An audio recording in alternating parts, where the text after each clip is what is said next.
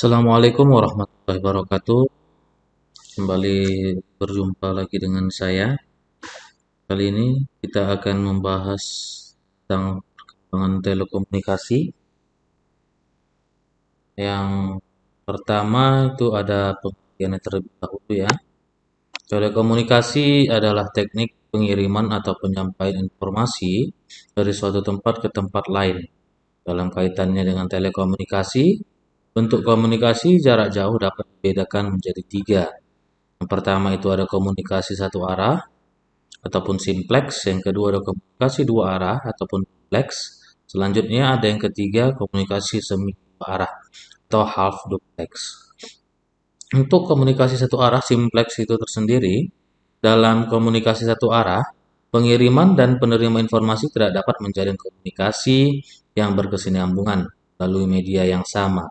Itu dapat kita lihat contohnya seperti pager, televisi, dan radio. Selanjutnya untuk komunikasi dua arah ataupun duplex. Dalam komunikasi dua arah, pengiriman dan penerima informasi dapat menjalin komunikasi yang berkesinambungan melalui media yang sama seperti telepon maupun VoIP, Voice Internet Protocol. Sedangkan komunikasi semi dua arah ataupun half duplex tersendiri, dalam komunikasi semi dua arah, pengirim dan penerima informasi berkomunikasi secara bergantian, namun tetap berkesinambungan. Contohnya fax dan chat room. Dia contohnya ya. Nah, di sini ada komponen-komponen dasar agar bisa melakukan komunikasi. Ada beberapa komponennya. Yang pertama itu harus ada informasi ya, yang merupakan data yang dikirim ataupun diterima seperti suara, gambar, file, dan tulisan. Selanjutnya ada pengirim, yaitu merubah informasi menjadi sinyal listrik yang siap dikirimkan.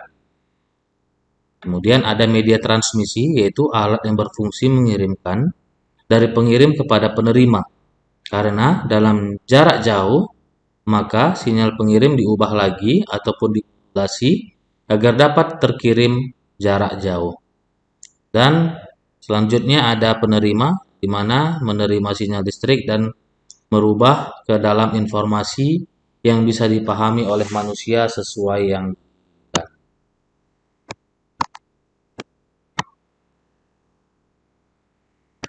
Selanjutnya kita akan membahas tentang fax atau faksimil. Faksimil atau fax yaitu mesin yang mengerjakan proses scan terhadap sebuah halaman hasil cetak dan mengubahnya menjadi sinyal yang ditransmisikan melalui sebuah saluran telepon menuju sebuah mesin penerima fax. Dalam perkembangannya di era internet ada fax over internet protocol yang disingkat sebagai VoIP yang merupakan suatu mekanisme untuk mengirimkan fax melalui internet. Nah, hal ini mirip dengan VoIP, Voice Internet Protocol. Fungsi dari fax sendiri adalah mengirimkan dokumen dari suatu tempat ke tempat yang lain. Kelebihan fax ada pertama, pengiriman informasi lebih cepat dibandingkan dengan pengiriman surat secara manual. Dapat mengirim atau menerima fax dari maupun ke seluruh dunia. Dan ketiga, dapat mengirim ataupun menerima fax dari ataupun ke mesin fax biasa, tidak perlu menggunakan ataupun membeli mesin fax khusus VoIP. Kurangannya, dalam pengiriman informasi butuhkan mesin fax sehingga biaya operasional lebih tinggi daripada pengiriman secara manual. Dan harus memasang CPU atau laptop yang mempunyai jaringan internet khusus VoIP, Fax over Internet Protocol. Yang kedua ada telegraf. Telegraf merupakan sebuah mesin untuk mengirim dan menerima pesan pada jarak jauh. Kata telegraf yang sering didengar saat ini secara umum merupakan telegraf elektrik. Telegraf ditemukan oleh seorang warga Amerika Serikat bernama Samuel F. B. Morse bersama dengan asistennya Alexander Bain. Selanjutnya ada perkembangan telegraf di mana pada tahun 1830 telegraf elektrik berkembang dengan digunakannya tegangan listrik untuk mengontrol elektromagnet yang didengar pada ujung-ujung transmisi. Pesan pada telegraf dikirimkan oleh operator telegraf atau telegrafer menggunakan kode Morse yang terkenal dengan nama telegram atau kabelgram, sering disingkat dengan pesan kabel atau kawat. Sebelum telepon jarak jauh ditemukan dan banyak digunakan, telegram sangat terkenal. Telegram biasanya digunakan untuk perjanjian bisnis dan tidak sama dengan email. Telegram sering digunakan untuk mengirimkan dokumen resmi dalam perjanjian bisnis. Kode Morse adalah sistem representasi huruf, angka, dan tanda baca dengan menggunakan sinyal kode. Kode Morse ini adalah bahasa yang digunakan dalam telegraf elektrik. Dengan elektromagnet receiver, kode Morse dapat ditranslate dari pendengarnya dalam bentuk tulisan. Yang ketiga ada satelit komunikasi. Satelit komunikasi merupakan sistem relay gelombang mikro yang diletakkan di angkasa. Fungsi satelit komunikasi adalah menerima sinyal radio dengan bidang frekuensi tertentu dari bumi dan dikirimkan kembali sinyal radio tersebut ke bumi setelah diperkuat dan diubah bidang frekuensi yang berbeda. Jadi keuntungannya penggunaan relatif lebih cepat dibanding dengan gelombang mikro terestrial, daerah jangkauan sangat luas dan cocok untuk wilayah seperti Indonesia. Jadinya dapat kerugian itu harga dan biaya operasional relatif lebih mahal ya. Selanjutnya ada radio. Radio merupakan teknologi yang digunakan untuk pengiriman sinyal dengan cara modulasi dan radiasi elektromagnetik. Gelombang elektromagnetik, gelombang ini melintas dan merambat melalui udara, kemudian juga merambat lewat ruang angkasa yang hampa udara. Karena gelombang ini tidak memerlukan medium pengangkut seperti molekul udara, gelombang radio adalah satu bentuk dari radiasi elektromagnetik dan terbentuk ketika objek bermuatan listrik dimodulasi ataupun dinaikkan frekuensinya. Ada frekuensi yang dapat dalam frekuensi gelombang radio dalam satuan spektrum elektromagnetik. Keuntungannya dapat kita lihat bahwasannya lebih dekat dengan pendengar terutama pada para penggemar radio. Yang kedua itu fleksibel, maksudnya bisa dinikmati kapan saja dan di mana saja. Kemudian siapapun diperbolehkan menerima informasi yang dikirim. Untuk kerugiannya, kita mendengarkan siaran berita, informasi dan hiburan sesuai dengan jadwal siaran. Tidak bisa melihat secara langsung apa yang disiarkan, jangkauan siaran yang dipancarkan juga.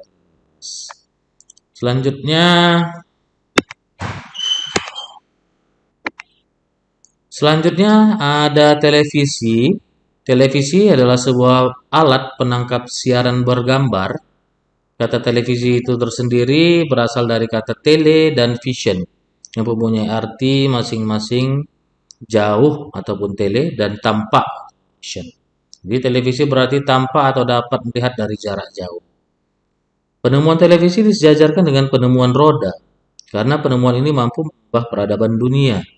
Di Indonesia, televisi secara tidak formal disebut TV ataupun TV. Gitu ya. Adapun jenis-jenis televisi, yang pertama itu ada televisi analog, yaitu mengkodekan informasi gambar dengan memvariasi voltase dan atau frekuensi dari sinyal. Seluruh sistem sebelum televisi digital dapat dimasukkan ke analog. Contoh TV analog, NTSC dan PAL.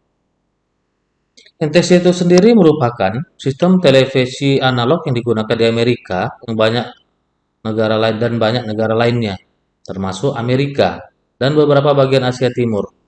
Namanya diambil dari National Television Systems Committee, pada industri pembuat standar dan menciptakannya.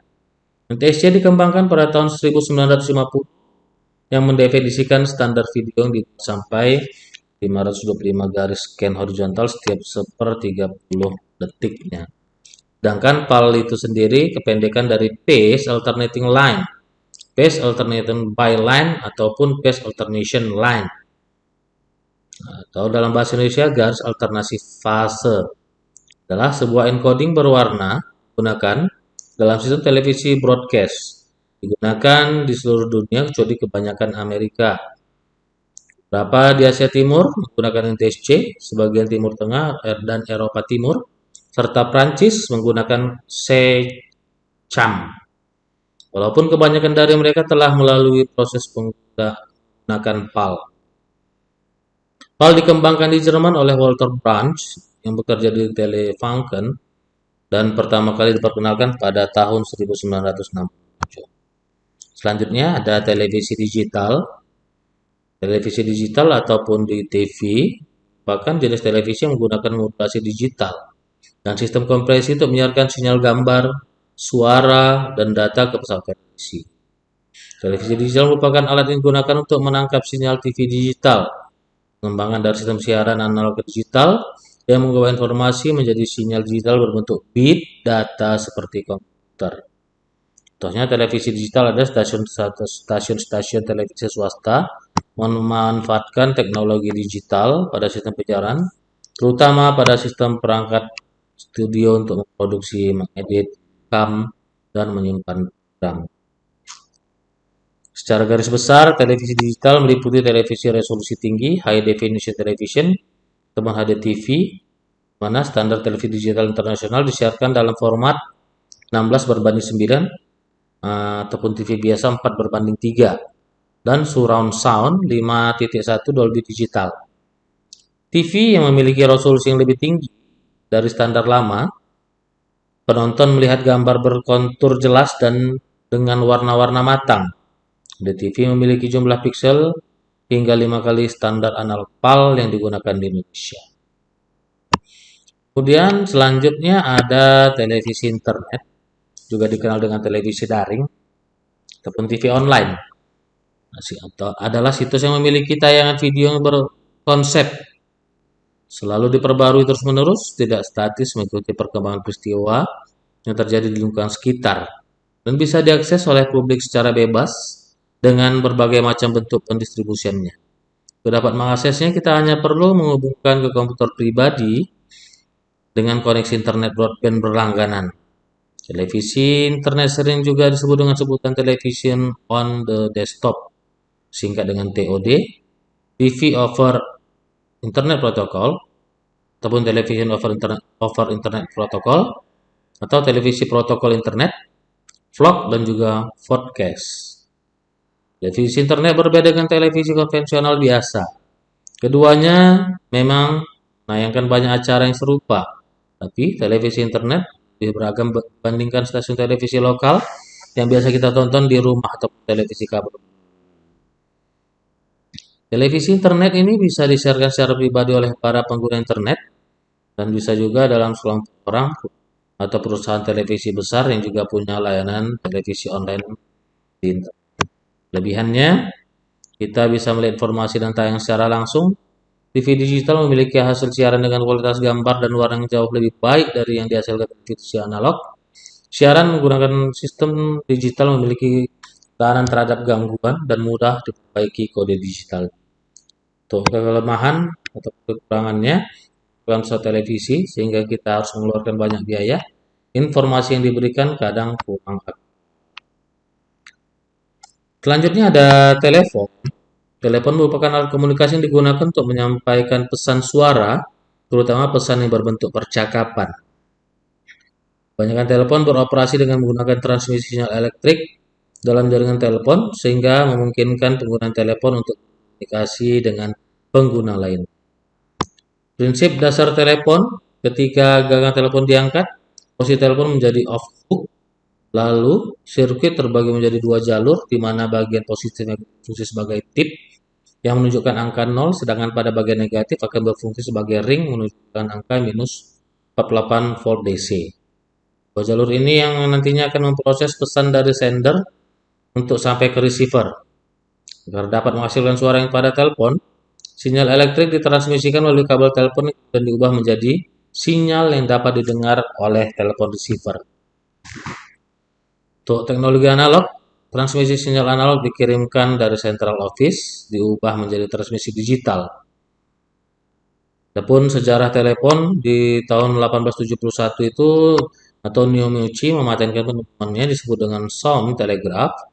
Tahun 1875, perusahaan telekomunikasi The Bell dapatkan hak paten atas penemuan Meucci yang disebut dengan transmitter and receivers for electric telegraphs. Sistem ini menggunakan getaran multiple baja yang memberikan jeda pada sirkuitnya. Di tahun 1876, perusahaan Bell mematenkan improvement in telegraphy. Sistem ini memberikan metode untuk mentransmisikan suara secara telegraf.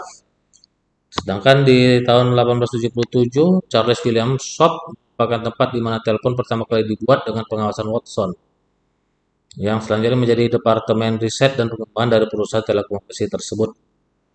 Alexander Graham Bell terus memantau aktivitas perusahaan tersebut sehingga pada akhirnya tahun sebanyak 300 telepon dapat digunakan. Perusahaan Bell juga dapat mematenkan telepon elektromagnetik yang menggunakan magnet permanen, diafragma besi, dan dering panggilan.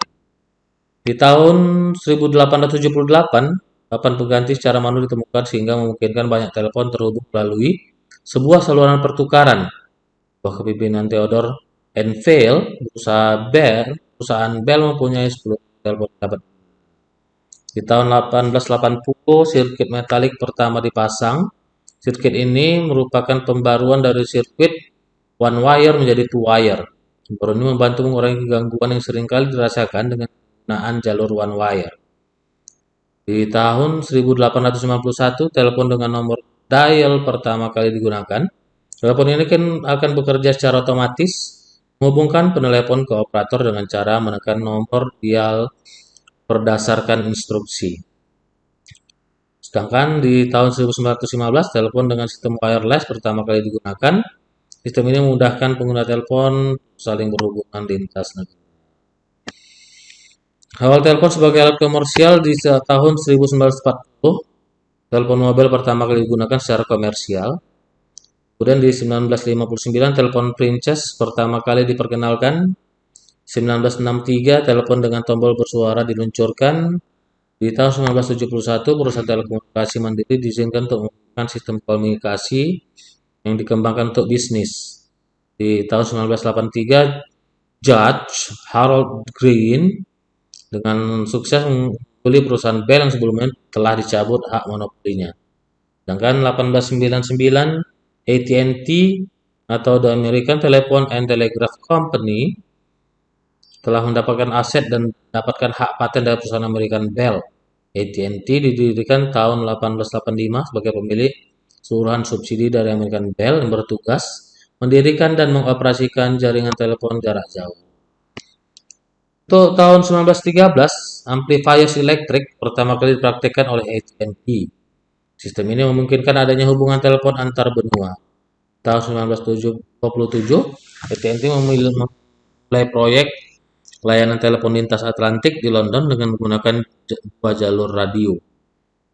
Sedangkan 1969, pengguna telepon di Amerika telah mencapai 90%. AT&T menjadi laboratorium sistem telepon paling baik di dunia. 1990, pertumbuhan komputer yang kemudian disusul dengan munculnya internet membuat pola pengiriman pesan bergeser dari percakapan jadi pengiriman data. Kemudian ada telepon biasa ataupun telepon rumah, di mana telepon rumah ini adalah alat komunikasi yang dapat mengirimkan pembicaraan ataupun pesan suara, terutama pada pesan berbentuk percakapan melalui sinyal listrik. Untuk selanjutnya ada telepon seluler, mana telepon seluler ini merupakan pengembangan teknologi telepon di mana perangkatnya dapat digunakan sebagai perangkat untuk mobile ataupun berpindah-pindah. Istilah lainnya sering kita dengar adalah telepon genggam. Di jenis telepon genggam dan perkembangannya juga sebagai berikut. Ada yang pertama ini 3G atau 3,5G atau HSDPA. Pertama itu Telkomsel 3,5 GHz-DPA broadband hingga 3,6 Mbps kecepatannya. Kemudian Indosat 3,5 broadband tanpa nomor awalannya 0814. Kemudian Excel ada 3,5 G HSDPA broadband. Kemudian ada GSM mana dapat kita lihat providernya ada Telkomsel itu menyediakan pasca bayar, kartu halo, prabayar, simpati, kartu as. Kemudian untuk Indosat menyiapkan pasca bayar, matriks, prabayar, IM3 dan Tari. Sementara Natrindo pembayaran dan pasca bayar, Aksis, dan terakhir ada Excel Komindo ataupun Excel dia menyiapkan prabayar dan pasca bayar SL. Adapun mobile CDMA terdiri dari mobile 8 di mana dibagi lagi atas dua, ada friend dan mobile. Nomor awalannya untuk friend ada 085, 0886, 0887 dan 0888. Sedangkan ini sendiri nomor awalannya terdiri dari 0889. Kemudian untuk mobil CDMA juga terdapat Sempurna Telekom yang menyediakan ceria dalam bentuk prabayar dan pasca bayar. Nomor awalnya terdiri dari 0828. Selanjutnya ada Smart Telkom yang nomor awalnya 0881, 0882, 0883, 0884. Selanjutnya Indosat prabayar dan pasca bayar Star One, kemudian Bakri Telkom menyediakan prabayar dan pasca bayar Asia dan Five One. Selanjutnya Telkom prabayar dan pasca bayar sudah Telkom Flexi. Selanjutnya ada juga telepon berbasis VoIP. VoIP disebut juga IP teleponi ataupun Voice over Internet Protocol. Didefinisikan sebagai suatu sistem menggunakan jaringan internet untuk mengirimkan data paket suara, kirim fax, paket video, dan bentuk penyimpanan informasi lainnya yang telah digunakan pada sistem telepon terdahulu dari suatu tempat ke tempat lain menggunakan perantara protokol IP. VoIP digunakan sebagai landasan untuk Unified Message atau UM dan Unified Communication atau UC. Tanpa VoIP, integrasi dari berbagai program server akan sulit dilakukan. Contoh dari VoIP adalah VoIP Merdeka, ada VoIP Rakyat. Ini contoh Voice over Internet Protocol ya. Dapat dilihat bahwasannya keuntungannya untuk telepon biasa itu tidak membutuhkan fasilitas internet. Kerugiannya tidak bisa dibawa kemana-mana. Sedangkan untuk telepon seluler bisa dibawa kemana-mana. Kerugiannya di daerah yang tidak ada sinyal, kita tidak dapat berkomunikasi. Selanjutnya untuk telepon VoIP, untungannya menekan biaya penggunaan dan operasional untuk SLI ataupun SLJJ, meningkatkan keandalan jaringan komputer, dan dengan VoIP kita berkomunikasi gratis antar negara. Kerugiannya harus ada fasilitas internet dan tidak semua orang bisa menggunakannya. Selanjutnya ada komunikasi berbasis web. Ada komunikasi milis, di mana milis ini merupakan mailing list, adalah grup diskusi di internet di mana setiap orang bisa berlangganan dan ikut serta di dalamnya. Contoh milis itu ada Google Group, mana Google Group itu mendukung kelompok-kelompok diskusi. Ada Yahoo Groups, yaitu sebuah layanan gratis dari Yahoo pada masyarakat untuk mengadakan forum-forum diskusi tanpa mailing list. Kemudian ada grup berita, di mana grup berita ini atau news group merupakan sarana berbasis protokol NNTP. Ini mungkin tidak akrab bagi pengguna internet di Indonesia, tetapi sarana ini umum digunakan sebelum adanya forum berbasis HTTP. Contoh grup berita ada Usenet, mana Usenet ini sebuah forum diskusi global yang terdistribusi ataupun salah satu grup berita tertua. Kemudian ada bincang-bincang. Fasilitas bincang-bincang ataupun chatting terkenal di antara generasi muda. Dahulu IRC terkenal sebagai sarana chatting dengan Dalnet sebagai server paling digemari. Dan MIRC berplatform Windows sebagai piranti lunak yang terkenal. MIRC dapat ditemukan di hampir semua warung internet di Indonesia. Ini fasilitas-fasilitas bincang seperti Yahoo, Messenger, MSN Messenger, Google Talk, memiliki antarmuka yang lebih menawan, memiliki Messenger, keberadaan IRC yang menyajikan teks saja. Adapun contoh-contoh chatting ataupun bincang-bincang adalah Internet Relay Chat atau IRC tadi, kemudian ada Yahoo Messenger, kemudian ada Windows Live Messenger, Google Talk, kemudian situs-situs komunitas ataupun jejaring sosial ada Facebook, ada Friendster, ada Twitter, ada Plug, kemudian ada forum berbasis web, di mana dulu sebagai papan buletin ataupun bulletin board, ataupun bulletin board system (BBS) atau papan pesan. Namun perlahan istilah tersebut mulai menghilang dan hanya digunakan di instansi pendidikan saja. Pada awal perkembangannya, pembuatan situs seringkali harus sendiri membuat programnya, baik menggunakan bahasa program C ataupun Perl.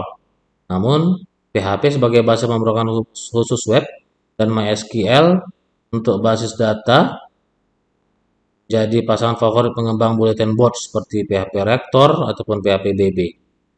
Contoh forum Indonesia ada Game Dev Indonesia, ada Web Gaul, Cafe Gaul, Ngobrol.com. Contoh forum internasional ada Gaya Online, Psycho FXP, ada forum Auto. Kemudian selanjutnya ada jurnal berbasis web, mana jurnal berbasis web ini apakah tempat siapa saja yang menulis apa saja. Live Journal Blogger serta WordPress adalah situs terbesar yang memiliki jutaan penggunaan yang menuliskan catatan harian mereka di setiap hari. Kemudian ada Blogger, ada WordPress, ada Live Journal. Ada juga di sini permainan komputer internet, ada juga video internet, kemudian ada YouTube. Ada juga Meta Cafe, ada juga Google Video. Ada foto dan seni gambar, juga DeviantArt, ada Flickr dan Wiki, serta Wikipedia. Ada juga Wikia, ada Wikitravel. Keuntungan dan kelebihan komunikasi berbasis web dapat digunakan sebagai sarana untuk berteman pada siapapun dan bisa digunakan sebagai promosi gratis. Contohnya menggunakan fasilitas internet setiap saat, kecuali kecanduan lupa dengan aktivitas lain. Mengalami dampak negatif psikologis jika tidak dapat mengakses jaringan sosial internet. Adapun kesimpulannya, telekomunikasi adalah teknik pengiriman atau penyampaian informasi dari suatu tempat ke tempat lain. Komponen pendukung komunikasi adalah informasi, pengirim, media transmisi, dan penerima. Dan contoh telekomunikasi itu ada fax, telegraf, satelit komunikasi, radio, televisi, telepon, komunikasi berbasis web. Contohnya milis, grup berita, bincang-bincang, situs komunitas, jaringan sosial, contohnya Facebook, Friendster, Twitter, MySpace, Blogger, Plug.com. Dan ada forum berbasis web, jurnal berbasis web, permainan komputer internet, video internet, foto dan seni gambar, serta wiki. Jadi untuk materi perkembangan telekomunikasi itulah seperti yang telah saya jelaskan. Mudah-mudahan bermanfaat dan dapat dipahami. Demikian saya kira untuk pertemuan kali ini, pembahasan tentang perkembangan telekomunikasi. Sampai jumpa di pertemuan selanjutnya. Saya akhiri, wabillahi taufik wal hidayah. Assalamualaikum warahmatullahi wabarakatuh.